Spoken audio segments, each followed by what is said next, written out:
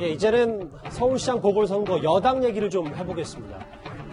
박원순 전 시장 피해자를 사건 초기에 피해 호소인이라고 불러서 비판을 받았던 민주당의 여성 의원 3인방이 어제 밤늦게 줄줄이 박영선 후보 캠프를 떠났습니다. 박영선 후보의 목소리로 시작합니다. 어제 짊어지고 가신다고 말하셨는데 어떤 의미신지 지금 남인순 의원님이랑 그런 분들도 다 같이 가시겠다는 의미신지. 제가 정말 곰곰이 생각해봤는데 짊어지고 가는 것이 가장 어려운 일이라고 생각합니다. 사과하는 데에 대해서 짚어달라고 이제 피해자께서 얘기하셨는데 이에 대해서는 어떻게 생각하세요?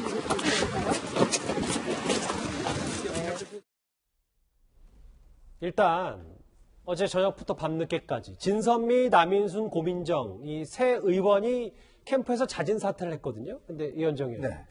오늘 일부 언론 인터뷰에서 박영선 후보가 고민정 의원 사퇴로 20만 표가, 그러니까 대변인 사퇴로 20만 표가 날아갔다는 말도 있다. 그만큼 지지자들이 많이 섭섭한 것. 이 발언이 좀 논란이 되는 것 같습니다. 사실 저는 좀 아쉬운 게 있는 게 박영선 후보가 지금 이 선거가 왜 치러지는가에 대한 좀 천착을 했더라면 과연 이분들을 대변인이나 또 선대위 상임위원장을 시킬 수 있었을까라는 저는 의문이 듭니다. 아시겠지만 이 선거는요, 결국 박원순 전 시장의 어떤 극단적 선택과 또 서울시의 성추행 다른 이런 여러 가지 이 문제로 해서 치러진 선거 아니겠습니까? 최소한 이 부분에 대한 문제의식. 왜냐하면 또 더군다나 이 귀책 사유가 있기 때문에 민주당은 원래 후보를 낼 수 없음에도 불구하고 당원을 바꿔서 후보까지 냈습니다. 예. 자, 그러면 선거의 상임이나 선대위 구성 같은 경우는 이와 관련된 없는 분들을 구성하는 게 가장 상식적인 거거든요. 근데 문제는 고민정 대변인을 피해 호소인이라고 이야기한 고민정 대변인을 시켰어요. 그 다음에 지금 남인순 의원, 진선미 의원을 상임선대위 간부를 시켰습니다. 그러니까 결국 이건 뭐겠습니까? 어떤 면에서 이 선거에 대한 반성, 이게 아니다라는 뜻으로 이제 비춰지는 거거든요. 그래서 며칠 전에 피해자가 이제 기자회견까지 했지 않습니까? 2차 가해가 너무 심각하다. 왜냐하면 피해자 입장에서는 이런 분들이 전면에 나와서 선거를 주도하면 아니 도대체 자기는 뭐냐라는 느낌이 있을 거 아니겠어요? 물론 박영선 후보가 사과를 하고 했지만 과연 그 사과의 진정성이 얼마나 있을까? 저는 솔직히요. 고민정 후보 이제 대변인 사퇴를 했는데 고민정 대변인 때문에 마음이 뭐 우울하다 뭐 등등 이야기를 했는데 그 고민정 의원에 대한 느낌만큼이나 저는 피해자한테 그런 공감을 했더라면 과연 이렇게 할 수 있었을까라는 생각이 들어요. 예. 또 20만 표가 날아갔다 이야기를 했는데 단순히 이게 표로 계산할 문제는 아니지 않습니까? 결국은 그 피해자에 대한 상처를 준 거기 때문에 저는 좀 더 신중한 발언이었으면 좋지 않겠는가라는 아쉬움이 솔직히 듭니다. 이 의원님이 말씀하신 비슷한 얘기로요. 소극장이 여기 화면에 보면 피해자 호소에는 10시간 만에 입장을 박영선 후보가 밝히더니 고민정 대변인의 캠프 대변인직 사퇴에는 즉각적으로 반응했다. 뭐 예를 들어 통증이 훅 가슴을 한쪽 뚫고 지나갑니다. 아프다. 이런 것 때문에 뭐 다시 좀 뒷말이 나오는 것 같거든요. 그러니까 이제 박영선 후보로서는 이제 지지층을 생각해서 지지층 사이에서 또 반발도 있고 하니까 그래서 이제 저런 측면에서 뭐 아프다 저런 표현을 썼는데 이러한 이 어떤 성추행 문제, 성평등 문제 그리고 뭐 환경 문제라든지 어떤 공정성의 문제 이런 것은 어떤 진영 논리를 이미 떠난 겁니다. 그걸 진영 논리로 판단해서는 안 되고요. 이번 뭐 서울시장 선거의 근본적인 원인 자체 아까 이현정 의원도 말씀하셨지만 그런 부분도 있지만 그런 걸 떠나서도 기본적인 이러한 부분에 대한 사회적인 인식 우리 사회가 이 정권 교체를 몇 번 겪으면서 이 정치 민주화는 상당히 진전이 됐습니다. 그런데 예. 이 사회적인 민주화 부분은 사실 많이 뒤처져 있는 것이 사실이고 일선 이 하부 단위에서의 뭐 부정부패 문제라든지 이런 부분 극복해야 될 문제들이 많거든요. 그런 것은 뭐 여야 진보 보수의 문제가 아닌 거죠. 마찬가지로 이번 사건 같은 경우도 이미 서울중앙지검이라든지 국가인권위라든지 이런 부분에서 어느 정도 이제 공신력있는 기관들이 이번 사태에 대한 이 분명한 판단을 이미 내린 상황입니다. 그러면은 거기에 대해서 이렇게 공적인 어떤 후보가 되겠다라고 나온 분이라면 그에 맞는 과감한 어떤 이 행동들이 불가피한 거고요.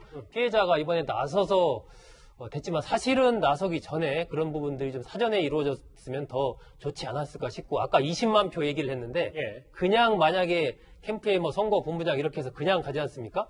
그러면 20만 표가 아니고 그보다 훨씬 더 많은 표가 떨어져 나갈 수가 있습니다. 그러니까 이런 문제는 그런 것을 넘어서서 그냥 보편적인 하나의 상식적인 선에서 판단해서 처리하는 게 맞다라고 생각합니다. 상식에 맞게 행동하는 게 맞다.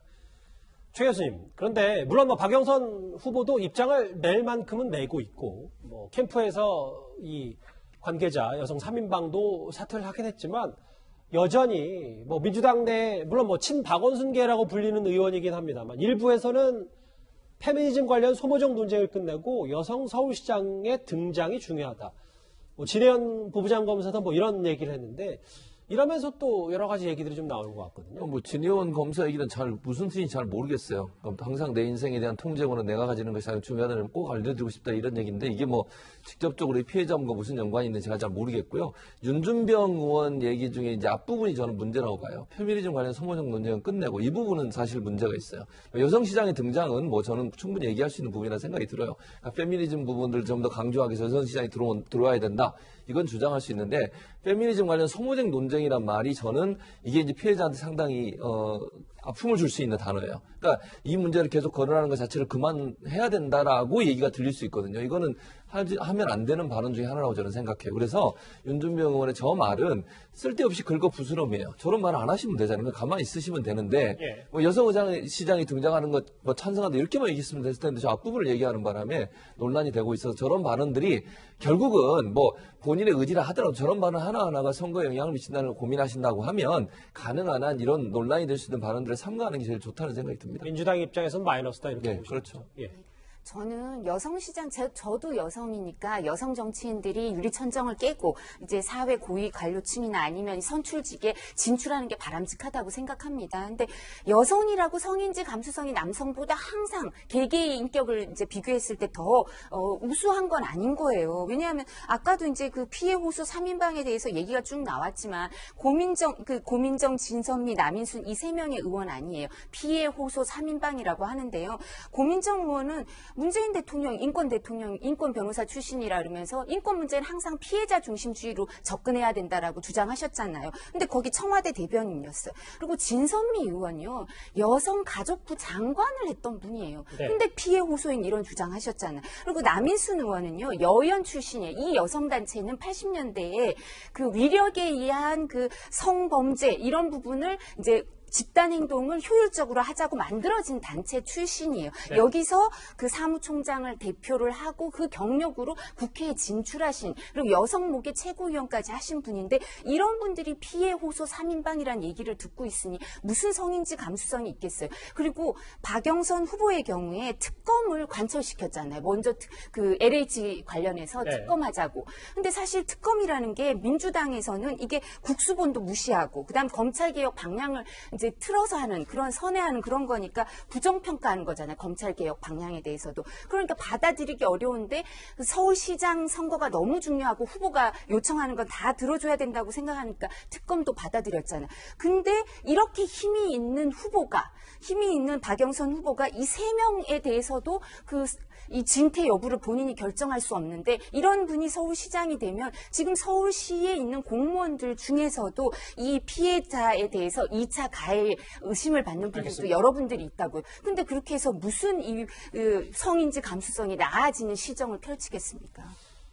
그런데요. 이 방송인 김어준 씨는 박원순 전 시장 피해자가 기자회견을 연 데 대해서 선거 기간의 정치 행위다 이렇게 주장하고 있습니다.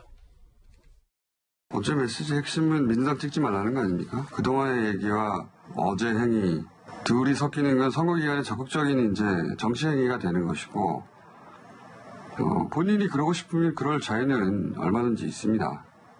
그런데 그렇게 하는 순간부터는 그 별개의 정치 행위에 대해 비판은 다른 차원이 되기 때문에 그걸 비판한다고 2차 가해라고 하면 안 되죠. 굳이 나선 이유를 모르겠네요. 저 발언과 함께요. 이현정 의원님. 어제 캠프 대변인직을 고민정 의원이 사퇴를 했는데 이거에 대해서 왜 도망치세요? 이것저것 눈치 보기 시작하면 집니다. 혹은 뭐 같은 여자라고 무조건 편에 서는 건 잘못이다. 물론 뭐 일부 친문 지지자들이긴 합니다만 고민정 후보를 향해서 또 비판 수위도 좀 있는 것 같습니다. 고민정 의원. 저 이제 아마 지지자들 사이에서 이제 비판은 뻔뻔하게 그냥 가라. 그런 거 다 사퇴하라는 거 요구 들어주지 말고 그리고 가야지 왜 후퇴하느냐 이제 이 부분에 대한 이제 지적들인 것 같아요.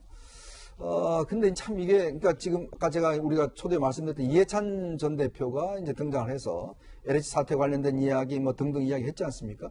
뭐 우리 뭐 이거 막을 수 없다라든지 이런 게 뭐냐면 결국 이제 이 대결에서 결국 좀 뻔뻔하게 나가야 된다라는 그런 주장이에요.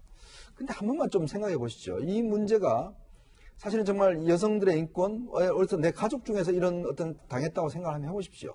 그리고 또 피해자 당하는 여성들의 어떤 입장에서 한번 생각해 보십시오. 과연 이런 정치적인 상황에 맞물려서 만약 이런 분들이 예를 들어서 여성단체에 있었던 분들 또 이런 분들이 이제 국회에 나가신 분들이 있지 않습니까? 그런 분들이 국회에 나가서 여성 인권을 옹호시키지 않으면 누가 하겠습니까? 근데 문제는 이게 정치 논리와 같이 결합이 되면서 정치 논리 때문에 이런 것들을 침묵해야 되는 이런 상황들이 지금 생기는 거 아니겠어요? 그래서 어느 세월에 이게 여성 인권이 높아지고 이런 성 문제에 대한 좀 단호한 대처가 있을 수 있겠습니까? 사실 이번 선거도 그렇게 비롯되지만 그래서 저는 이 문제는요 선거 유불리를 떠나서 정말 어떤 면에서 우리가 좀 단호하게 대처해야 될 부분은 대처해야 된다. 이게 물론 뭐 선거에 여러 가지 작용은 할 겁니다. 그렇지만 선거 때문에 이 문제에 침묵하고 말하지 못한다고 한다면 또 이 사안 자체는 그냥 넘어가는 거죠.